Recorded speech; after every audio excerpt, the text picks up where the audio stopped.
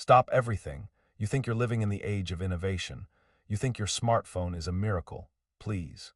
Humanity peaked in the Middle Ages, a period so creatively unhinged we're still desperately trying to catch up to their level of absolute genius.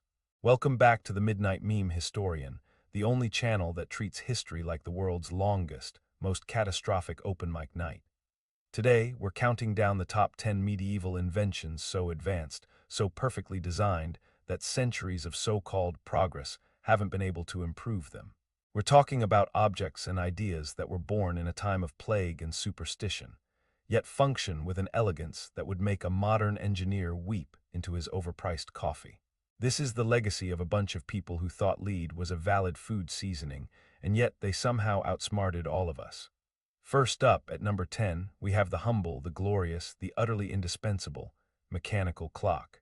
Before this masterpiece of medieval engineering, time was a vague, squishy concept. I'll meet you after the rooster crows twice, or let's do lunch in about 3 confessionals. It was chaos. Then some sleep-deprived monk, probably desperate to know when his next chanting session was, cobbled together some gears and weights and created the first mechanical clock. He literally weaponized time. He turned the sun's lazy arc into a precise, ticking tyrant. We didn't improve on this, we just made it digital. We took their beautiful, gear-driven symphony and turned it into sad, silent numbers on a screen. It's a downgrade. It's like replacing a symphony orchestra with a kazoo. The medieval clock was a physical, tangible god of punctuality. Your Apple Watch is just a fragile rectangle that judges you for not standing up. It's pathetic. And speaking of things that told people where to go, let's talk about number 9, the compass. Here's the situation. You're a medieval merchant. Your entire business model is sailing a wooden bathtub across an ocean that everyone thinks is full of sea monsters that can swallow cities whole. Your navigational technique is basically, I hope that cloud looks familiar. Then, some absolute legend realizes a magnetized needle will always point north. Always. It's like a cheat code for reality. This little piece of metal gave humanity the confidence to say, you know what, screw that cloud. I'm going to find an entire new continent instead. It was the original GPS, but without the creepy corporate surveillance or the passive-aggressive rerouting. You can't hack a compass. You can't update its software to make it worse. It just works. It's a perfect piece of technology. We didn't beat it. We just built a fragile, infinitely more annoying layer on top of it that dies if you look at it wrong. The compass is the stoic, silent guide. Google Maps is the panicky backseat driver from hell. Now, hold on to your butts, because at number 8, we have an invention so powerful it literally reshaped the global balance of power, and it was discovered by accident by dudes trying to live forever. I'm talking about gunpowder.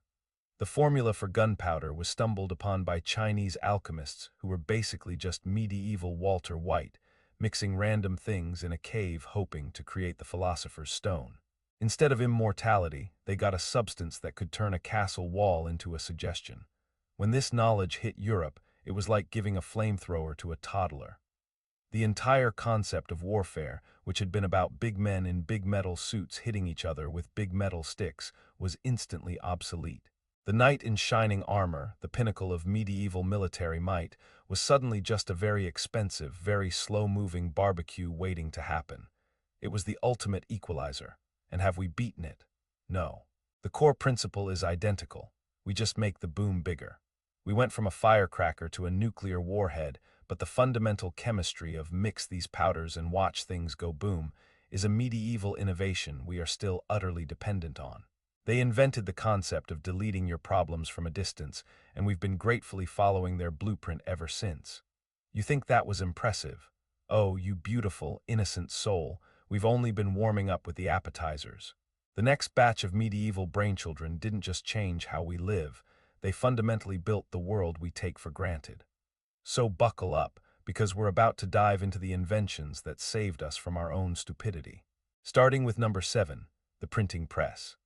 Before Gutenberg came along, books were hand-copied by monks who were probably also high on whatever they used to make those psychedelic manuscript margins. This meant knowledge was a luxury item, rarer than a sensible decision in a royal court. Then Gutenberg, the ultimate medieval disruptor, looks at this inefficient nightmare and says, "Hold my beer." He invents movable type, and suddenly we can mass-produce books. It was the original Control-C. Control-V, it was the Internet beta. This one invention broke the monopoly on information held by the church and the elite. It allowed ideas to spread, it fueled the Renaissance, and it ultimately gave us the ability to print out stupid memes. We haven't beaten the printing press, we just created a faster, more chaotic copy of its core function. The printing press had a built-in quality filter. You needed a physical, expensive machine. Today, any fool with a smartphone and a conspiracy theory can achieve the same reach. Progress, more like regress with extra steps. But what good is all that knowledge if you can't see the damn page? Which brings us to number 6, eyeglasses. This is perhaps the most elegantly simple, screw you, to natural selection in human history. Some medieval genius took 2 pieces of glass, stuck them in a frame, and said, "Behold, I have defeated my own biological inadequacy." It was the world's first hardware patch. Suddenly, the elderly, the bookworms, the scribes, everyone who was basically useless past arm's length could become productive members of society again. It doubled the intellectual workforce overnight. We haven't improved on the concept. We've just made them trendier and more expensive. We have glasses that cost more than a medieval peasant's entire village, and they do the exact same job. LASIK surgery, that's just a violent, expensive way to achieve what 2 pieces of polished glass did for centuries. Glasses are a non-invasive, upgradable, perfectly functional solution. They are a masterpiece, and every time someone loses a pair, it's a tribute to their timeless design. Now let's talk about number 5, an invention so crucial we built modern civilization on its back, and it was invented by some farmer who was probably just trying to get out of having to push a plow himself. The heavy plow. Before this bad boy, farming in Europe's dense, clay-heavy soil was a backbreaking, largely futile endeavor. Then, some anonymous agricultural chad slaps a moldboard on a plowshare, creating a tool that could cut through the toughest earth, turn it over, and make it fertile. This wasn't just a tool, it was an agricultural revolution. It created food surpluses, which allowed people to stop being farmers and start being artists, bankers, and philosophers. It literally created the middle class. We still use the same fundamental principle today. Our giant, GPS-guided tractors are just over-glorified, fossil fuel-burning versions of the heavy plow. They do the same job, just with more noise and carbon emissions. The medieval peasant, with his simple, efficient design, was more sustainable than modern agribusiness. Let that sink in, and this is where I need to take a caffeine-powered detour. This level of historical roasting doesn't run on good intentions.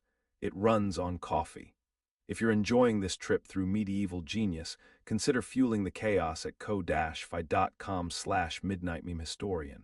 The link is in the description. Every sip translates directly into more sarcastic fact bombs aimed at the past. Now, back to the show. You think we've peaked.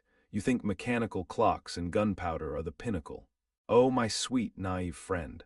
We are now entering the Hall of Fame, the top 4 medieval inventions that are so brilliantly constructed, they're basically cheating at life. These aren't just tools. They are philosophical statements crafted by people who believed in dragons, but also somehow out-logicked the entire modern world. Starting with number 4, the astrolabe. This thing is the original smartphone, but without the monthly data plan and the constant notifications from apps you never wanted. It was a complex, beautiful brass disc that could tell you the time, your latitude, the position of the stars, and probably your horoscope if you knew how to twist it right. Medieval sailors and scholars used this to navigate the globe and map the heavens. It was an analog computer. We replaced it with a GPS satellite network that costs billions and can be knocked out by a well-aimed solar flare.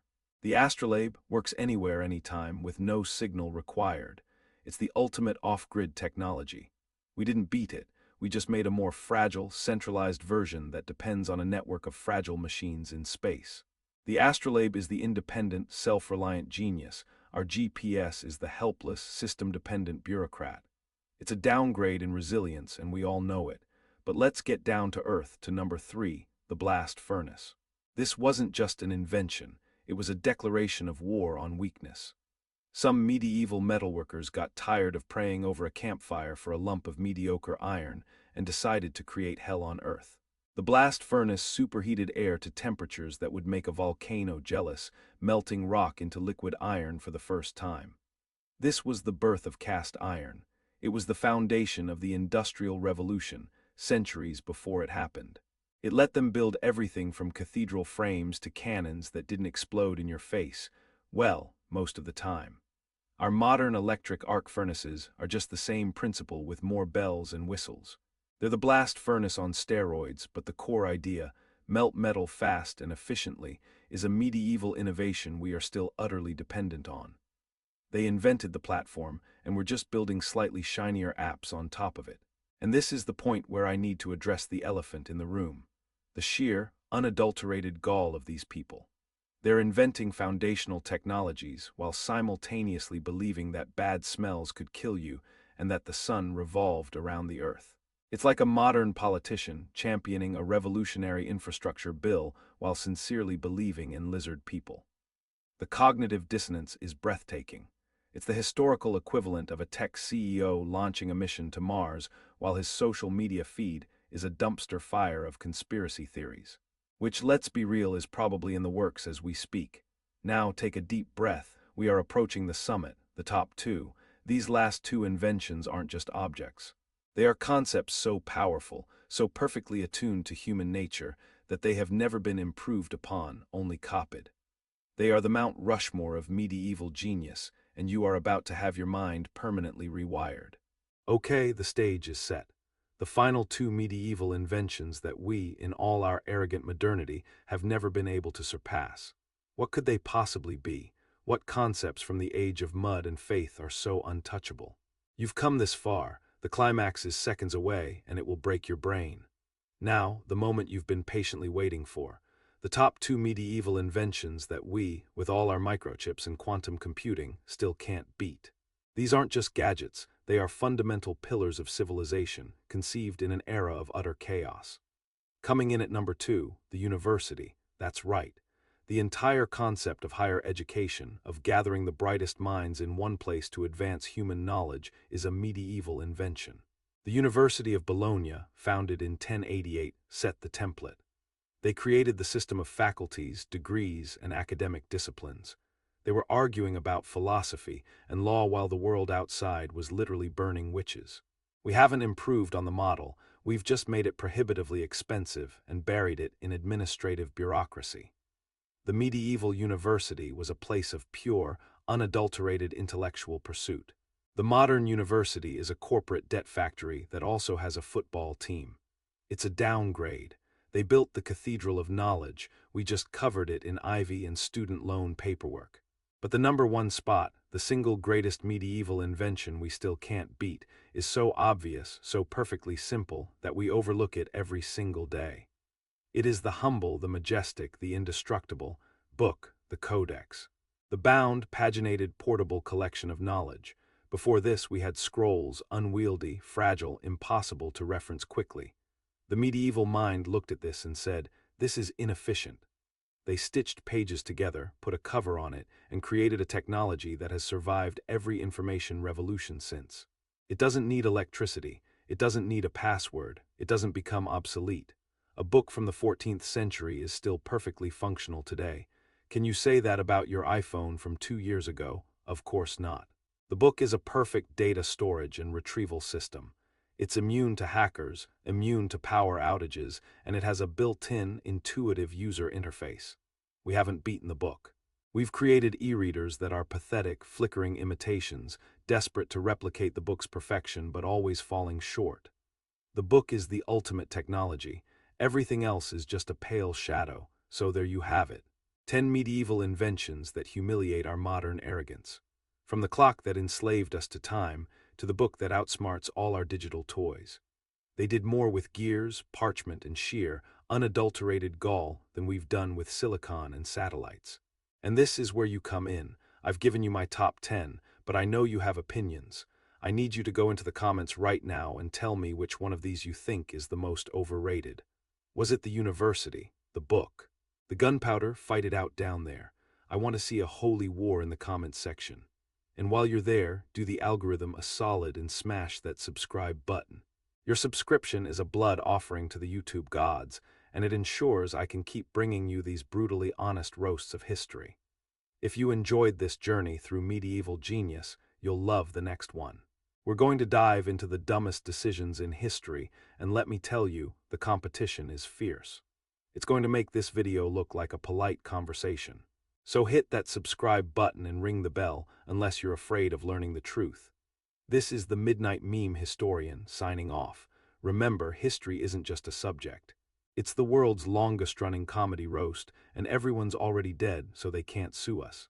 Stay sarcastic.